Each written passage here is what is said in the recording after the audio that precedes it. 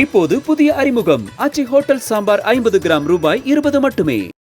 திருவண்ணாமலை அண்ணாமலையார் கோவில் கார்த்திகை தீப திருவிழாவுக்கான நெய் காணிக்கையை மாவட்ட ஆட்சியர் பாஸ்கர பாண்டியன் தொடங்கி வைத்தார். 2668 அடி உயரமலையில் வெள்ளிக்கிழமை மாலை மகாதீபம் ஏற்றப்பட உள்ளது. 11 நாள் ஒளி வீசும் மகாதீபத்துக்காக கோவில் நிர்வாகம் சார்பில் 4500 கிலோ நெய் வாங்கப்பட்டுள்ளது. இதையடுத்து பக்தர்கள் 1 கிலோ 250 ரூபாய், அரை கிலோ 150 ரூபாய், 1/4 கிலோ 80 ரூபாய் என்ற அளவில் நெய் காணிக்கை செலுத்தி வருகின்றனர்.